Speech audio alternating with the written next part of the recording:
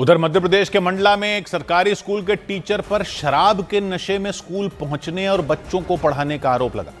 महेश गोठरिया नाम के टीचर से जब इस बारे में सवाल पूछा गया तो वो ठीक से जवाब भी नहीं दे सके और बुरी तरह लड़खड़ाते दिखे।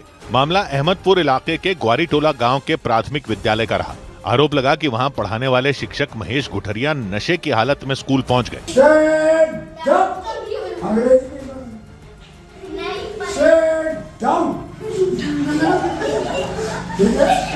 क्लासरूम में पहुंचने के बाद वो बच्चों को कभी अंग्रेजी पढ़ाते दिखे तो कभी गणित, गुणा भाग और घटाना पढ़ाते पढ़ाते उनके भीतर का म्यूजिक टीचर भी जाग गया। उन्होंने बच्चों को फिल्मी गाना सिखाना शुरू कर दिया। एक साथ बोलना, तुम, तो, पर,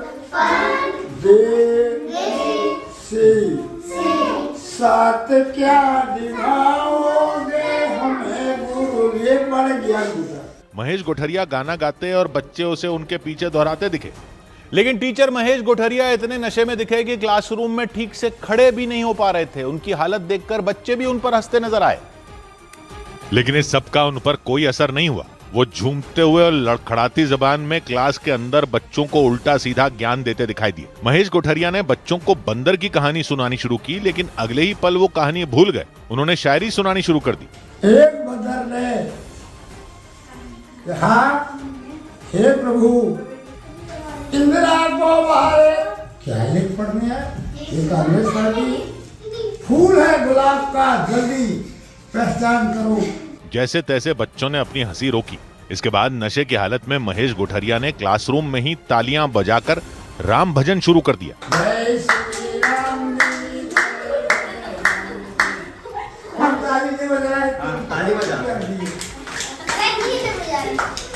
बीच बीच में वो ताली नहीं बजा रहे बच्चों को डांटते भी दिखाई दिए। और करीब 1 घंटे तक बच्चों को इस हालत में पढ़ाने के बाद शिक्षक महेश गोठरिया क्लासरूम से बाहर निकले। नशे की हालत में स्कूल पहुंचने और बच्चों को पढ़ाने को लेकर जब उनसे सवाल किया गया तो उन्होंने अलग अलग तर्क देने शुरू कर दिए और रावण तक को पढ़ाने का दावा कर दिया। महेश गोठरिया से जब शराब पीने के बारे में पूछा गया तो उन्होंने ये कबूल कर लिया कि उन्होंने 2 बोतल शराब पी थी। मैं पढ़ाने के लिए रावण को बताया। नहीं, शराब पी के आप पढ़ा रहे हो? हाँ जी, रावण को जब पढ़ाया। शराब पी के बच्चों को पढ़ा रहे हो? पढ़ा रहे। क्यों पढ़ा रहे हो? मेरा सीखेंगे आपसे। कितना शराब पिए? 2 बोतल बोलो। नशे की हालत में स्कूल पहुंचने पर उनके मन में कोई पछतावा नहीं दिखा और ना ही उनके पास पूछे गए सवालों का कोई जवाब था। उस हालत में स्कूल पहुंचने पर छोटे छोटे बच्चों पर पड़ने वाले असर को लेकर सवाल किया गया तो महेश गोठरिया ने दावा कर दिया कि बच्चों पर इसका कोई असर नहीं पड़ेगा।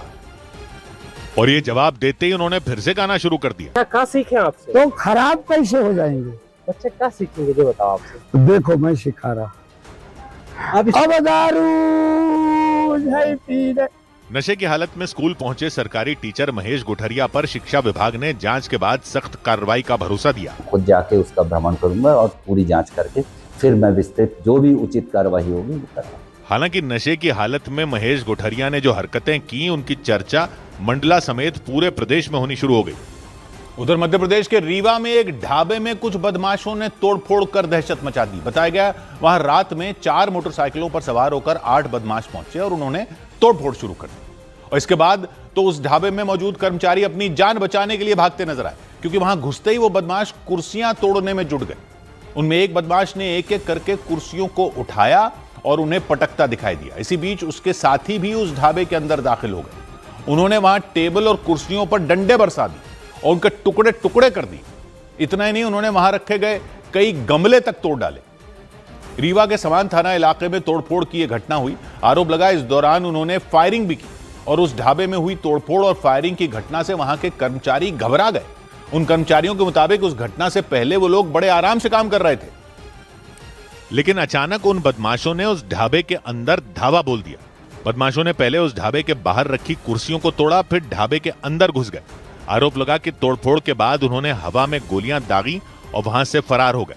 इस दौरान किसी तरह उन कर्मचारियों ने अपनी जान बचाई। कुर्सी तोड़ रहे थे वो, तो आवाज आई, हम गोली की आवाज भी सुनी। हाँ, गोली की आवाज भी सुनी है। रीवा के समान थाना इलाके में हुई इस घटना के बाद पुलिस ने केस दर्ज कर लिया और उन बदमाशों की तलाश में जुट गई। लेकिन पुलिस की शुरुआती जांच में वहां हुई तोड़फोड़ और फायरिंग की वजह का पता नहीं चल सका।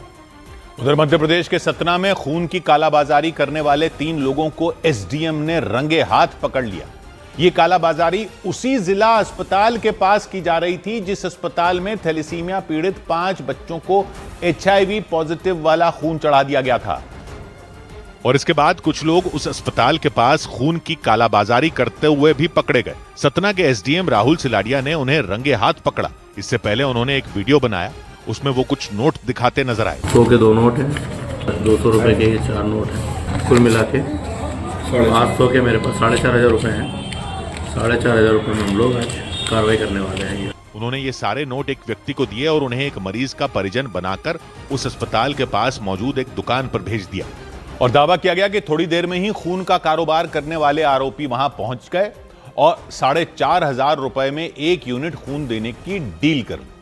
इसके बाद वो आरोपी एसडीएम की तरफ से भेजे गए व्यक्ति के साथ डोनर का इंतजार करने लग गया। लेकिन तभी पुलिस वहां पहुंच गई और उसे रंगे हाथ पकड़ लिया। दावा किया गया कि उस आरोपी की जेब से वही नोट मिले जो एसडीएम ने अपने वीडियो में दिखाए थे। वीडियो पहले बना लिया था इसका, मैं वीडियो बताता हूँ, ठीक है? अरे पूरे नंबर मिलाइए सर। अरे वो तो है, पर वीडियो आप लोगों के सामने दिखाऊं। इसके बाद उस आरोपी के 2 और साथियों को भी पकड़ लिया गया। उनके गिरोह का पता लगाने के लिए पुलिस ने उनसे पूछताछ शुरू कर दी। इधर यूपी के सहारनपुर में पुलिस ने नकली नोट छापने के आरोप में एक लड़के को दबोच लिया। उत्तर प्रदेश के सहारनपुर में पुलिस ने घर में नकली नोट छापने के आरोप में एक लड़के को गिरफ्तार कर लिया। दावा किया गया कि उसके पास से 4,30,000 के नकली नोट मिले। उससे पूछताछ के बाद पुलिस ने आशंका जताई कि नकली नोट छापने का नेटवर्क पूरे देश में फैला हो सकता है। उत्तर प्रदेश के वाराणसी में रेलवे पुलिस ने चोरी और लूट के 2 आरोपियों को गिरफ्तार किया। पुलिस ने उनसे कैश, मोबाइल फोन और गहने जब्त करने का दावा किया। मध्य प्रदेश के जबलपुर में सीबीआई की टीम ने सेंट्रल जीएसटी विभाग के एक अधिकारी को रिश्वत लेने के आरोप में गिरफ्तार कर लिया। आरोप लगा कि उस अधिकारी ने होटल कारोबारियों से 4 लाख रुपए की रिश्वत ली। उधर उत्तर प्रदेश के रायबरेली में इलाज के दौरान एक लड़के की मौत होने पर बवाल हो गया। गुस्साए परिजनों ने उस अस्पताल में तोड़फोड़ कर दी और फिर सड़क जाम कर वहां हंगामा शुरू कर दिया। और उन लोगों ने अस्पताल और उसके डॉक्टर पर इलाज में लापरवाही बरतने का आरोप लगाया और पुलिस की मौजूदगी में अस्पताल के बाहर प्रदर्शन किया। परिजनों ने आरोप लगाया कि ऑपरेशन के बाद मरीज की हालत खराब होती चली गई, लेकिन किसी ने उस पर ध्यान नहीं दिया। और हंगामे को बढ़ता देख अस्पताल के बाहर पुलिस की तैनाती बढ़ा दी गई। हंगामा कर रहे लोगों को समझाने के लिए वहां कई अधिकारी भी पहुंच गए। लेकिन इस केस में नया मोड़ तब आया जब परिजनों ने मामले को दबाने के लिए अस्पताल पर लालच देने का आरोप लगा दिया। उन्होंने प्रलोभन दिया पैसे का, जो सरासर गलत है। 5 लाख लेके काम खत्म करो। हंगामा कर रहे लोगों की शिकायत सुनने के बाद प्रशासन ने कड़ी कार्रवाई का भरोसा दिया।